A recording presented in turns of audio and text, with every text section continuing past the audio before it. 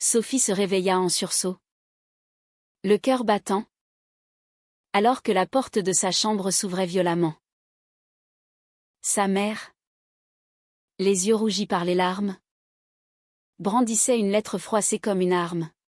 « Comment as-tu pu nous faire ça » hurla-t-elle. Et en un instant, le monde de Sophie s'effondra, révélant un secret qu'elle avait gardé enfoui pendant des mois. C'était une matinée ordinaire à Paris, dans l'appartement bourgeois du 16e arrondissement où Sophie avait grandi. À 25 ans, elle travaillait comme graphiste freelance, naviguant entre des contrats créatifs et une vie qu'elle tentait de maintenir équilibrée. Mais ce jour-là, tout bascula. La lettre provenait d'Élise, sa compagne secrète, une femme de 35 ans qu'elle avait rencontrée lors d'un vernissage artistique 6 mois plus tôt. Élise était professeure de littérature à la Sorbonne, avec une assurance qui fascinait Sophie. Leur relation avait commencé par des discussions passionnées sur les livres et l'art, pour se transformer en un amour profond et inattendu. Sophie se redressa dans son lit, le visage pâle.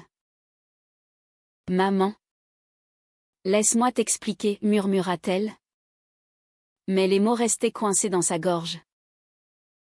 Sa mère, Catherine, une avocate respectée issue d'une famille catholique traditionnelle, secoua la tête avec dégoût. « Expliquer quoi ? Que tu préfères les femmes ? Que tu vis dans le mensonge ? » La lettre, malencontreusement laissée sur le bureau de Sophie, décrivait leur week-end à la campagne en termes tendres et intimes. C'était un oubli stupide, un moment de négligence qui venait de tout détruire. Le père de Sophie, un médecin retraité nommé Pierre, entra à son tour, alerté par les cris. Son expression passa de la confusion à la colère en lisant la lettre. « C'est une phase, n'est-ce pas ? Une erreur de jeunesse » demanda-t-il, espérant une dénégation qui ne vint pas. Sophie, les larmes aux yeux, secoua la tête. « Non. Papa. C'est qui je suis. » Les mots sortirent enfin, libérateurs et terrifiants à la fois. Pour la première fois, elle affrontait sa famille avec la vérité, elle était lesbienne et amoureuse d'Élise. La discussion qui suivit fut un tourbillon d'émotions. Catherine invoqua la religion, rappelant les sermons de l'église qu'il fréquentait chaque dimanche. « Dieu n'accepte pas ça. Pense à ta réputation. À notre famille. » Pierre, plus pragmatique, s'inquiétait des conséquences sociales, dans notre cercle. Les gens parlent. Tu vas te faire rejeter. Perdre des amis. Des opportunités. Sophie écoutait, le cœur serré, sentant le poids des attentes familiales l'écraser. Elle avait toujours été la fille parfaite, bonne note, comportement exemplaire. Mais ce secret la rongeait depuis l'adolescence. Flashback, à 18 ans. Lors d'un voyage scolaire, Sophie avait ressenti une attirance inexplicable pour une camarade. Elle l'avait enfouie, se convainquant que c'était passager. Des relations hétérosexuelles forcées avaient suivi, chacune plus vide que la précédente. Puis Élise était apparue, avec son intelligence acérée et sa vulnérabilité cachée. Leur premier baiser, sous la pluie près de la Seine, avait été une révélation. Pour la première fois, Sophie se sentait vivante, authentique. Mais maintenant, face à ses parents, elle mesurait le coup. « Je ne peux pas changer qui j'aime » dit-elle calmement, malgré la tempête intérieure. Catherine s'effondra en sanglots, accusant Sophie de les trahir. Pierre tenta de calmer les choses, proposant une thérapie. On peut t'aider à surmonter ça. Sophie refusa, sentant une fissure se former dans leur lien familial. Elle quitta l'appartement ce soir-là, emportant seulement un sac, et se réfugia chez Élise. Élise l'accueillit avec une étreinte chaleureuse dans son petit appartement du Marais. « Je suis là », murmura-t-elle, caressant les cheveux de Sophie. Mais même dans ce havre, les doutes assaillaient Sophie. Était-ce juste de forcer sa famille à accepter cela?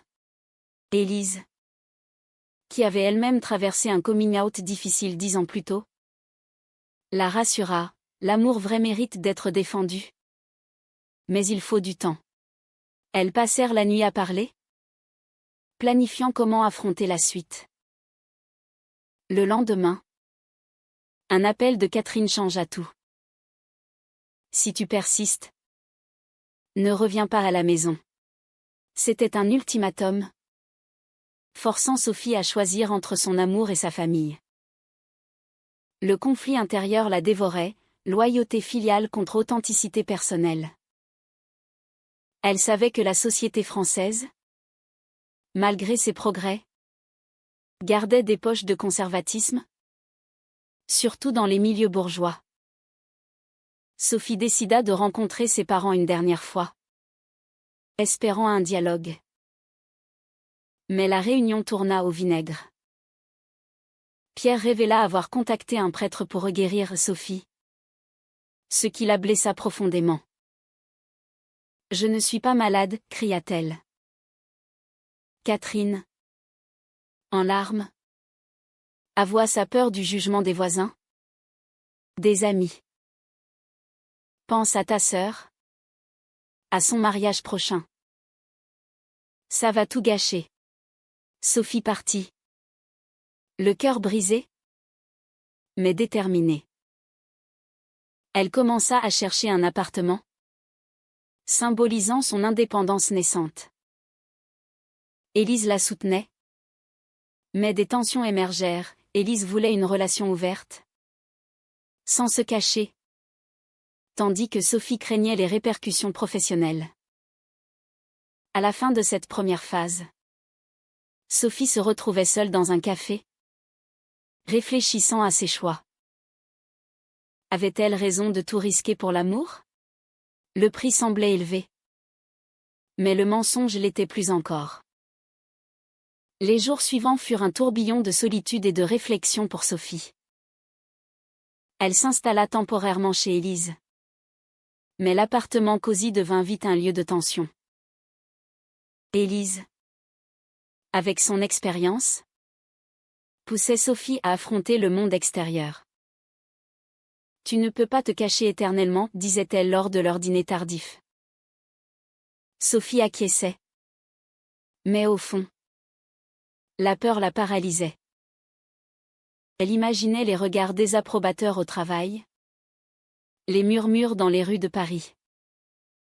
Un après-midi, Sophie reçut un message de sa sœur cadette, Marie, 22 ans, étudiante en droit. Viens me voir. Il faut qu'on parle. Elles se retrouvèrent dans un parc près de la Tour Eiffel, sous un ciel gris qui reflétait l'humeur de Sophie. Marie, toujours la médiatrice de la famille, serra sa sœur dans ses bras. Je t'aime quand même. Tu sais. Mais maman est dévastée. Elle pense que c'est de sa faute. Sophie expliqua son histoire. Les années de confusion. La joie trouvée avec Élise. Marie écouta, les yeux écarquillés. Je ne savais pas. Mais papa parle de te couper les vivres. C'était un coup dur. Sophie dépendait encore partiellement de l'aide familiale pour ses factures. Ce choix la forçait à une indépendance forcée, à chercher plus de contrats freelance. De retour chez Élise, Sophie partagea la nouvelle. Élise, furieuse, proposa de l'aider financièrement. On est ensemble là-dedans. Mais Sophie refusa, voulant prouver sa force. Leur relation, jusque-là idyllique, commença à montrer des fissures.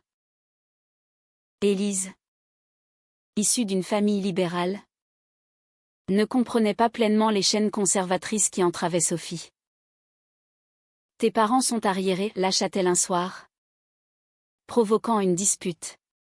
« Ce sont mes parents. Ils m'ont élevée », répliqua Sophie, les larmes aux yeux.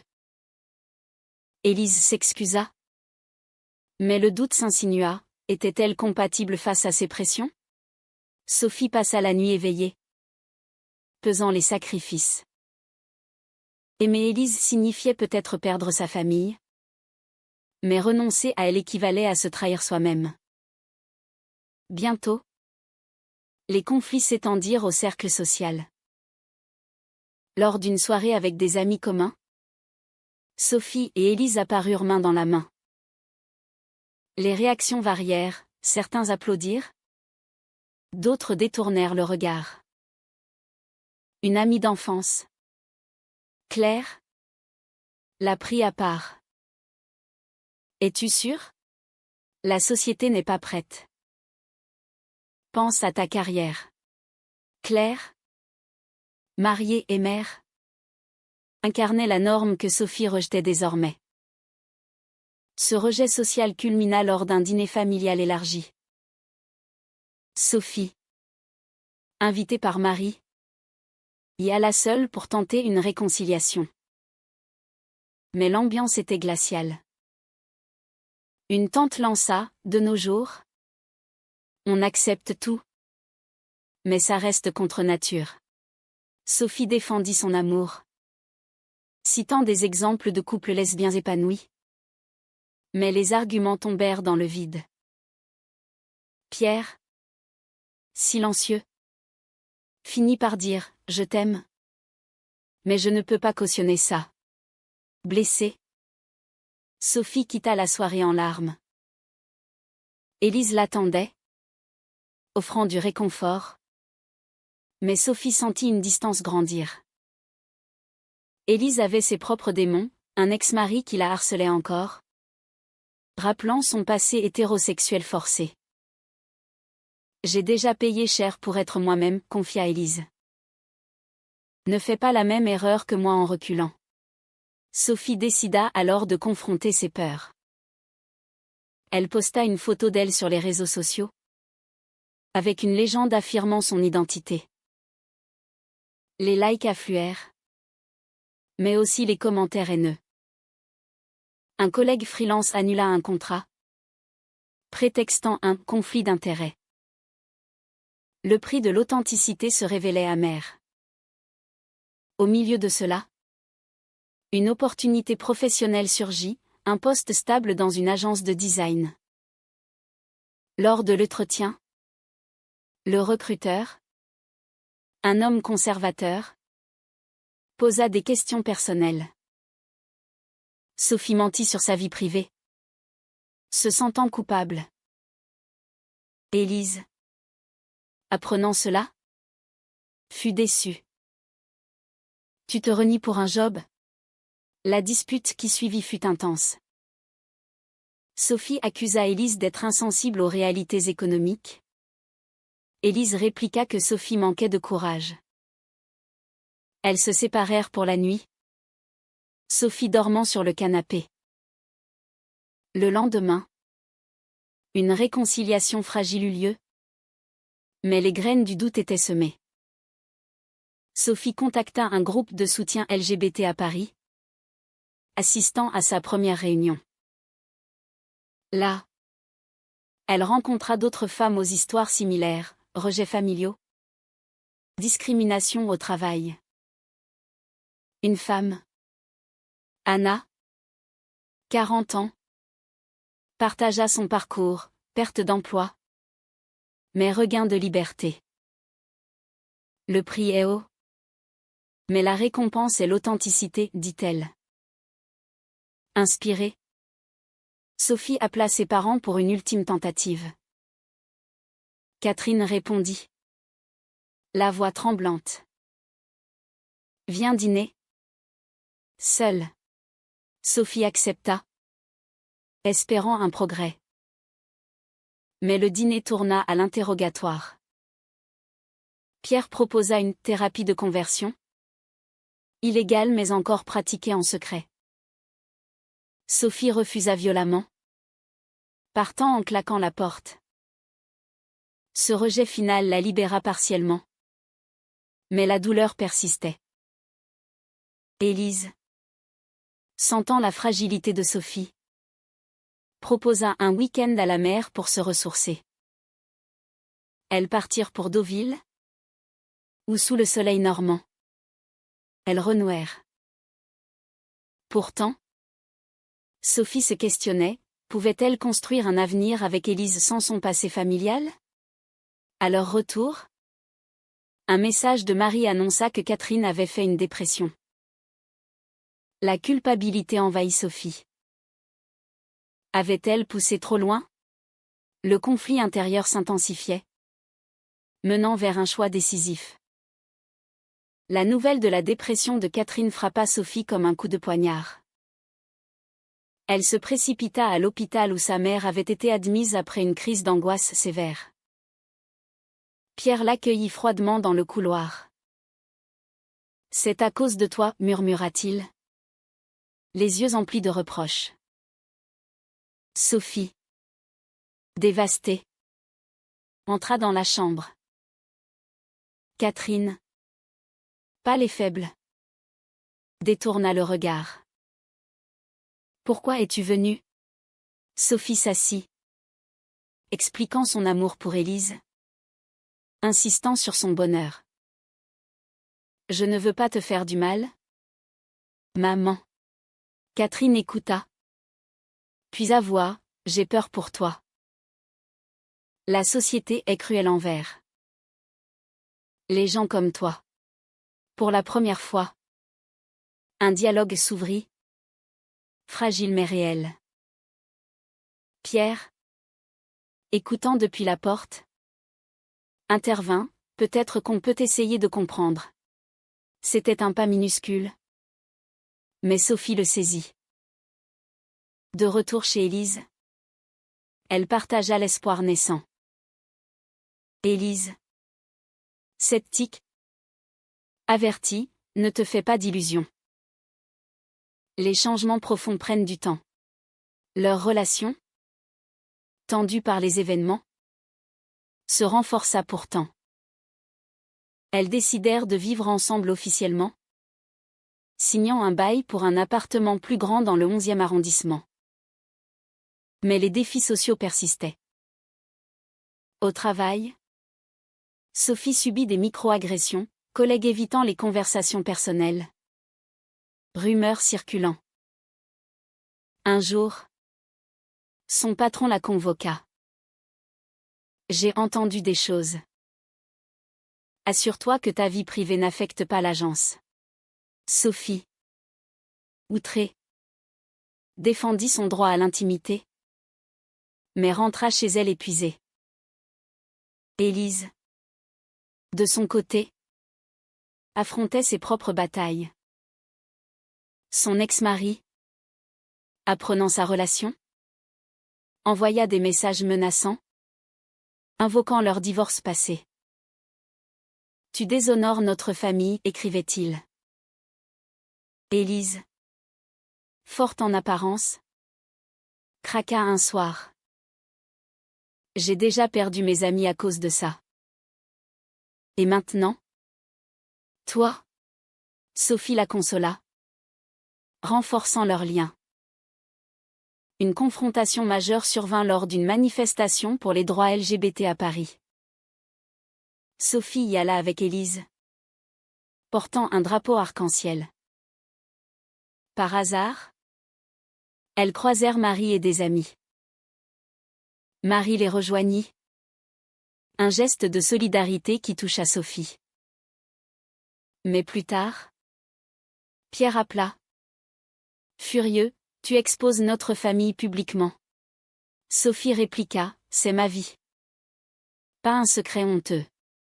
Ce clash mena à une rupture temporaire avec ses parents. Sophie, blessée, se tourna vers le groupe de soutien. Anna devint une mentor, partageant des stratégies pour naviguer les conflits familiaux. Parfois, il faut laisser du temps, mais ne jamais renoncer à toi-même. Entre-temps, Élise reçut une promotion à l'université, mais avec des rumeurs sur sa sexualité affectant ses collègues. Une professeure conservatrice la confronta, ton mode de vie influence tes étudiants. Élise défendit son professionnalisme, mais le stress monta. Elle proposa à Sophie de partir en vacances. Mais Sophie, obsédée par sa famille, refusa. La tension culmina lors d'un anniversaire familial. Sophie y alla seule, espérant une trêve. Mais Catherine, remise, lança, choisis, nous ou elle. Sophie, les larmes aux yeux, choisis Élise. Je vous aime. Mais je ne peux pas me mentir. Elle partit, sentant un vide immense. Élise, apprenant cela, fut touchée mais inquiète. Es-tu sûre? La famille. C'est irremplaçable. Sophie admit ses doutes, menant à une nuit de confession. Élise révéla son propre regret, avoir coupé les ponts avec sa sœur des années plus tôt. J'ai payé cher cette isolation. Inspirée, Sophie écrivit une lettre à ses parents, expliquant ses sentiments sans accusation. J'espère que vous pourrez un jour accepter qui je suis. La réponse vint lentement, un appel de Marie, disant que Catherine lisait des livres sur l'homosexualité. Mais une trahison inattendue frappa.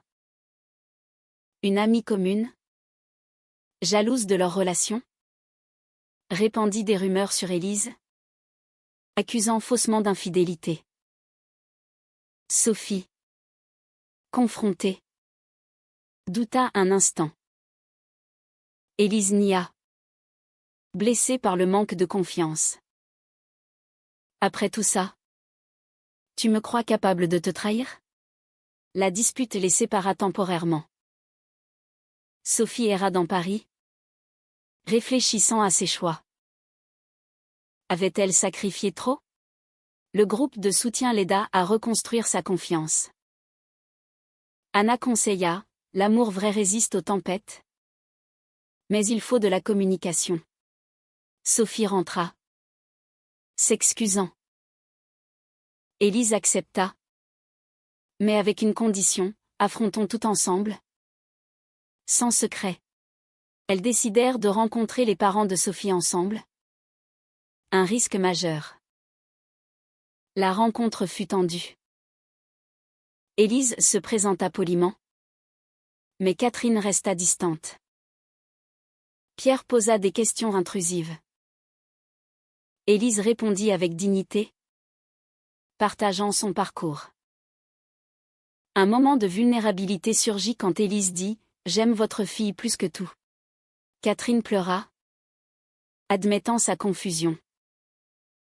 Bien que sans résolution immédiate, c'était un début. Sophie se sentit allégée.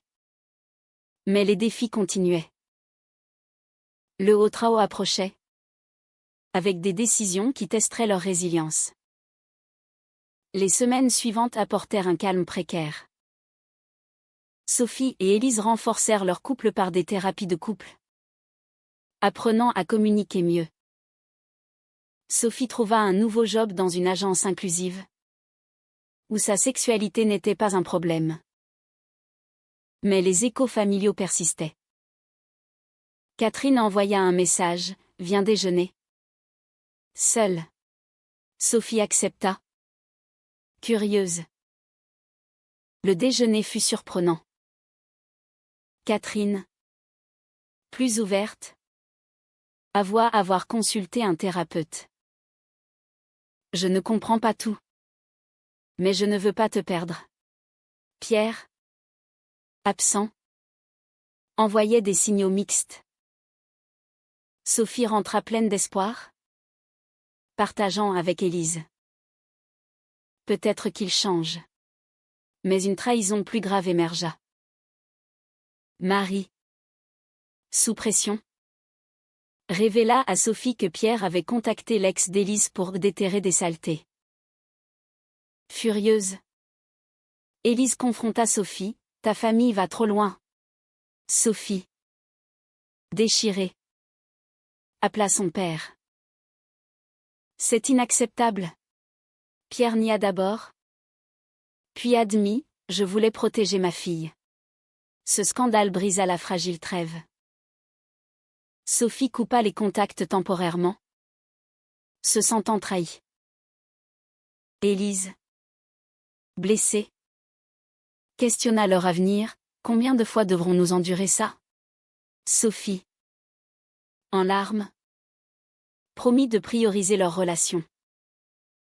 Au milieu de cela, une opportunité sociale surgit, un festival LGBT à Paris. Elles y allèrent, rencontrant des alliés. Mais un incident violent, un groupe homophobe les insulta. Élise riposta verbalement. Mais Sophie, effrayée, se cacha. Plus tard, Élise reprocha, tu as honte de nous. Sophie nia. Mais le doute s'installa. Le conflit intérieur de Sophie culmina lors d'une nuit d'insomnie. Elle pesait les dommages, perte familiale, stress social, mais aussi la joie avec Élise. Était-ce valable? Elle décida d'une confrontation finale avec ses parents. La réunion eut lieu dans un café neutre. Élise accompagna Sophie. Pierre et Catherine arrivèrent, tendus. Sophie posa un ultimatum, acceptez-nous ou perdez-moi. Catherine pleura, c'est dur. Mais j'essaie. Pierre, réticent, admis, je ne veux pas te voir malheureuse. Un accord fragile naquit, des rencontres progressives. Mais le vrai test vint quand Sophie invita Élise au mariage de Marie. Catherine accepta à contre-cœur. Au mariage, les regards étaient mixtes. Mais Élise charma certains invités. Pourtant, une cousine lança une remarque homophobe, provoquant une scène. Sophie défendit Élise, qui tantôt. De retour, Élise remercia Sophie pour son courage. Leur amour se raffermit. Mais Sophie sentait le poids des compromis. Élise proposa un pax, un engagement légal. Sophie hésita, craignant la réaction familiale. Finalement, elle accepta. La cérémonie fut intime, avec des amis LGBT. Marie y assista en secret. Un geste de soutien. Mais Pierre et Catherine refusèrent l'invitation, brisant Sophie. La douleur mena à une crise. Sophie, déprimée, questionna tout. Élise la soutint. Mais admit ses propres limites, je ne peux pas remplacer ta famille. Une thérapie commune aida, révélant des mauvaises communications passées. Un tournant survint quand Catherine appela, apprenant le pax. Félicitations. Je suppose. C'était froid. Mais un début. Sophie invita ses parents à dîner avec Élise. La soirée fut awkward, mais honnête. Pierre posa des questions sur leur vie. Catherine écouta. Progressivement, une acceptation émergea. Mais un dernier conflit, un collègue d'Élise la dénoncia pour promotion de l'homosexualité. Élise risqua son job. Sophie la soutint, contactant des associations pour aide légale. La bataille gagna. Élise garda son poste. Ce triomphe unit le couple. Sophie, voyant l'évolution familiale, organisa une réunion. Catherine admit, j'avais tort. L'amour est l'amour. Pourtant, des cicatrices restaient. Sophie se questionnait sur les sacrifices. Avait-elle payé trop cher? Le haut trao passait, menant vers une résolution. Avec le temps, les relations familiales s'améliorèrent lentement. Pierre et Catherine commencèrent à inviter Élise à des dîners occasionnels.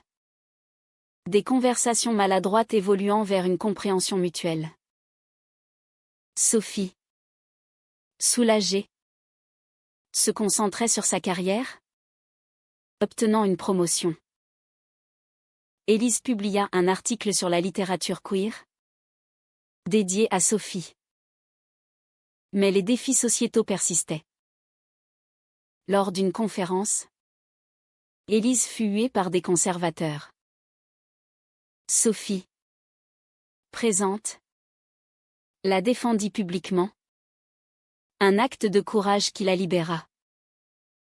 Leur couple devint un symbole pour des amis, inspirant d'autres à s'affirmer. Un jour, Marie confia à Sophie qu'elle questionnait sa propre sexualité. Ton courage m'aide. Sophie la guida, renforçant leur lien sororal. Catherine, apprenant cela, paniqua d'abord, mais évolua, lisant plus sur le sujet. Élise et Sophie envisagèrent l'adoption. Un rêve partagé. Mais les lois françaises, bien que progressistes, posaient des obstacles pour les couples lesbiens. Elles luttèrent via des associations, affrontant la bureaucratie et les préjugés. Au milieu de cela, un retour en arrière, Pierre retomba dans ses vieux schémas lors d'une dispute, accusant Élise d'influencer Sophie. Sophie, ferme, posa des limites. Si vous ne respectez pas Élise, vous ne me respectez pas. Pierre s'excusa, marquant un progrès. La vie quotidienne apporta des joies simples, promenade le long de la Seine, soirée cinéma, voyage en Provence. Sophie réfléchissait à son parcours, des mensonges initiaux à l'authenticité conquise, au prix de blessures émotionnelles. Un événement majeur, l'anniversaire de Catherine. Élise prépara un discours touchant, remerciant la famille pour Sophie. Catherine, émue, l'embrassa sur la joue. C'était une acceptation tacite. Pourtant, des tensions latentes subsistaient. Une amie de Catherine, conservatrice, coupa les ponts, isolant partiellement la famille. Sophie se sentait coupable, mais Élise la rassura, c'est leur perte, pas la nôtre. Leur relation évolua vers une maturité profonde. Élise admit ses peurs d'abandon, Sophie ses doutes persistants. Ensemble, elles surmontèrent, bâtissant une vie résiliente. À la fin, Sophie organisa un voyage familial en Normandie. Là, sous le ciel clair, des conversations honnêtes eurent lieu. Pierre avoua, j'ai eu tort de te juger. Catherine ajouta, je suis fière de toi. Élise, intégrée, se sentit enfin acceptée. Mais le chemin n'était pas linéaire. Des rechutes survenaient, Comme quand un oncle refusa de les voir. Sophie apprit à naviguer ses eaux, priorisant son bien-être. En regardant en arrière, Sophie mesurait les coups, amitié perdue, stress émotionnel, mais aussi les gains, amour vrai, liberté, croissance personnelle. Élise et elle célébraient leur anniversaire avec un dîner romantique, toisant l'avenir avec espoir. La société française, en évolution, offrait plus d'alliés, mais les batailles continuaient. Sophie s'engagea dans l'activisme, parlant lors d'événements, inspirant d'autres. Finalement, leur histoire se stabilisa en une harmonie fragile, preuve que l'amour peut triompher des obstacles. Mais à quel prix? Était-il juste que Sophie ait dû sacrifier tant pour son authenticité? Ou la société devrait-elle changer plus vite pour éviter de tels drames?